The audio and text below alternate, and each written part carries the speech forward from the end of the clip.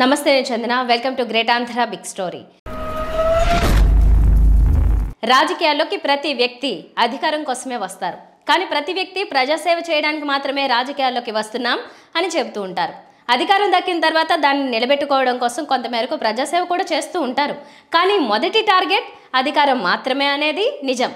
అదేవిధంగా ఎన్నికల సీజన్ వచ్చినప్పుడు ప్రతి నాయకుడు ప్రజలను ఆకర్షించడానికి అనేక మాటలు చెప్తూ ఉంటారు.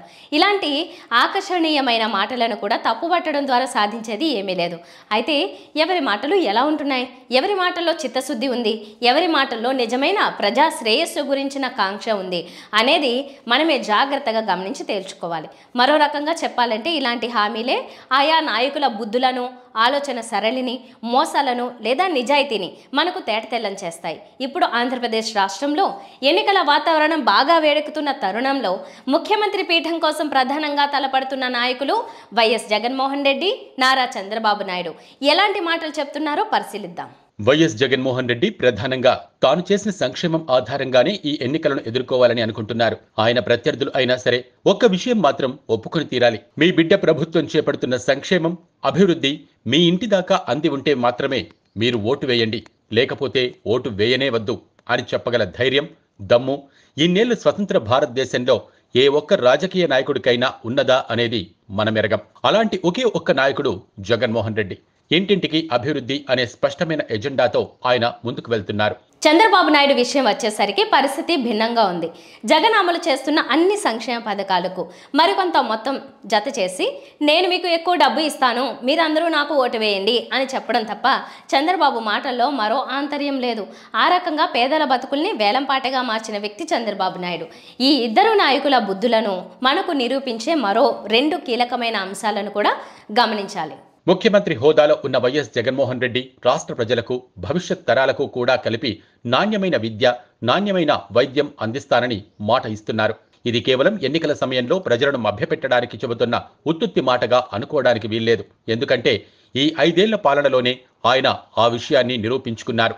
నాడు నేడు పనుల తర్వాత ఏపీలోని పాఠశాలలు ఎలా తయారయ్యాయో చూస్తే మనం ఆశ్చర్యపోతాం.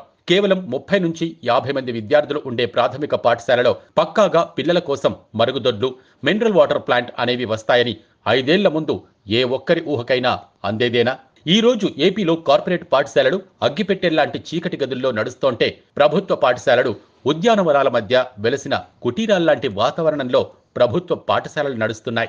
ఏపీలోని నిరుపేదలు ఉండే మారుమూల గ్రామాల్లోనూ, దళిత కాలనీల్లోనూ నడుస్తున్న పాఠశాలల్లో అక్కడి పసివాళ్లు కూడా అంతర్జాతీయ స్థాయి సిలబస్లను అనుసరిస్తూ ఇంగ్లీష్ మీడియంలో చదువుకోగలరని ఇంకో 10 ఏళ్ల తర్వాతనైనా ఏ ఒక్కరికైనా చిన్న ఆలోచన కలిగేదేనా?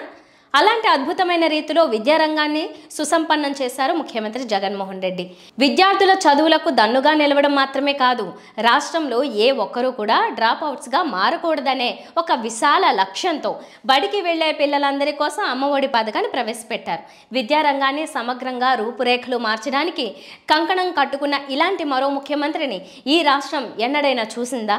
ఆ ముద్ర జగన్కు మాత్రమే దక్కింది. రాష్ట్ర ప్రజలకు నాణ్యమైన విద్య, నాణ్యమైన వైద్యం అందిస్తానని ఆయన ప్రమాణం చేస్తున్నారు. 5 ఏళ్ల కిందటితో పోలిస్తే ఎన్నో రకాల దీర్ఘకాలిక వ్యాధులను కూడా ఆరోగ్యశ్రీ పరిధిలోకి తీసుకువచ్చారు. ప్రభుత్వ ఆసుపత్రుల్లో సదుపాయాలను మెరుగుపరుస్తున్నారు. వాటిని కూడా కార్పొరేట్ ఆసుపత్రులకు ధీటుగా తీర్చిదిద్దడానికి అడుగులు వేస్తున్నారు. సామాన్యుడికి కూడు, గూడు, గుడ్డ తర్వాత అత్యంత ప్రాథమికమైన అవసరాలు విద్య, వైద్యం మాత్రమే. కూడు గూడు విషయంలో జగన్ సర్కార్ ఎంత చిత్తశుద్ధితో ఉన్నదో అందరికీ తెలుసు. పేదల కోసం రేషన్ ద్వారా ఉచితంగానే నిత్యావసరాలు అందుతున్నాయి. పేదల సొంత ఇంటి కలను నిజం చేయడానికి లక్షల మందికి ఇంటి స్థలాలను మంజూరు చేసి ఇళ్ల నిర్మాణానికి కూడా పూనుకున్న చరిత్ర మన రాష్ట్రంలో లేదు. వాటికి అదనంగానే జగన్ నాణ్యమైన విద్య, నాణ్యమైన వైద్యం అందేందుకు తన ప్రభుత్వం పూచి ఉంటుందని నిరూపిస్తున్నారు. అదే సమయంలో చంద్రబాబు నాయుడు చెబుతున్న హామీ ఏంటి? లేదా జగన్కు ముందు 5 ఏళ్ల పాటు ముఖ్యమంత్రిగా ఆయన నిరూపించుకున్న తీరేంటి? 5 ఏళ్ల ముఖ్యమంత్రిగా రాజధాని అనే పేరుతో ఒక సామాజిక వర్గం ఆస్తుల విలువ పెరిగే కుట్రలు తప్ప, గ్రాఫిక్స్ మాయాజాలంతో ప్రజలను ఒక మాయా ప్రపంచంలో పెట్టడం తప్ప ఆయన చేసిన పని నిర్దిష్టంగా ఒక్కటి కూడా లేనేలేదు. పోనీ ప్రస్తుత ఎన్నికలకు తలపడుతూ ఆయన ఎలాంటి హామీలు ఇస్తున్నారు? ఆయన రాష్ట్ర ప్రజలకు నాణ్యమైన మద్యం అందిస్తానని ప్రమాణం చేస్తున్నారు. 4 దశాబ్దాల సుదీర్ఘ రాజకీయ అనుభవం ఉన్న నాయకుడు చెప్పాల్సిన మాటేనా ఇది? ఎక్కడైనా సరే నాయకులు ప్రజలను ఆకర్షించడానికి మద్య నిషేధం చేస్తాం అని ఎన్నికలప్పుడు చెబుతూ ఉంటారు. జగన్ కూడా 2019 ఎన్నికలకు పూర్వం అలాంటి మాటలు చెప్పారు. కానీ ఆయన అన్న రీతిగా సంపూర్ణ మద్య నిషేధం అనేది కార్యరూపంలోకి తేవటంలో విఫలమయ్యారు. కానీ ప్రజల్లో మద్యం అలవాటు పరిమితం కావడానికి అనుకూలంగా నిర్ణయాలు తీసుకున్నారు. మద్యం దుకాణాల సంఖ్య తగ్గించారు. ప్రభుత్వ పరంగా మాత్రమే మద్యం విక్రయాలు చేపడుతున్నారు.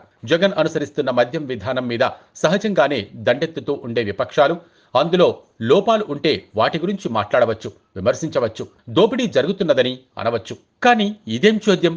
ప్రజలకు నాణ్యమైన మద్యం అందిస్తానని 14 ఏళ్లు ముఖ్యమంత్రిగా కూడా వెలగబెట్టి 74 ఏళ్ల వృద్ధ నాయకుడు సెలవివ్వటమేంటి? ఎంతటి కర్మ పట్టింది ఈ రాష్ట్రానికి? అధికారం మీద కాంక్షతో చంద్రబాబు నాయుడు మతి చెలించి మాట్లాడుతున్నారేమో అని కూడా మనకనిపిస్తోంది. తప్పకుండా మందు బాబులకందరికీ శుభవార్త.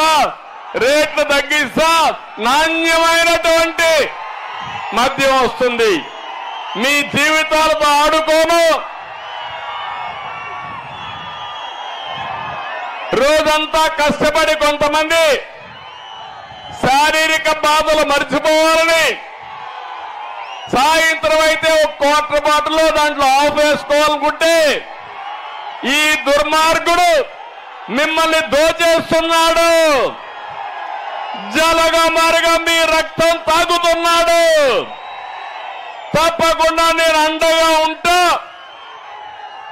మీకే కాదు, మొత్తానికి కూడా న్యాయం చేసే బాధ్యత నాదని మిమ్మల్ని తెలియజేస్తున్నా. అధికారం కోసమే అందరు నాయకులు ఎన్నికల ప్రచారంలో మాటలు వల్లిస్తుంటారు. మరి నాణ్యమైన విద్యా వైద్యం అందిస్తానంటున్న జగన్మోహన్ రెడ్డికి నాణ్యమైన మద్యం అందిస్తా, నన్నే ముఖ్యమంత్రిని చేయండి అంటున్న చంద్రబాబు నాయుడికి తేడాను ప్రజలు గుర్తించగలరా? ప్రజలు మరి చంద్రబాబు నాయుడు అనుకుంటున్నంత అమాయకంగా ఉంటారా? ఈ రకమైన హామీలలోనే ఈ ఇద్దరు నాయకుల బుద్ధుల్లోని తేడాలు బయటపడిపోతున్నాయి. ప్రజలు తమ విచక్షణను ఉపయోగిస్తారు, నాయకుల బుద్ధికి తగినట్టుగానే తీర్పు చెబుతారు. ఇది ఇవాళ బిగ్ స్టోరీ. మరిన్ని అప్డేట్స్తో కలుద్దాం. నమస్తే.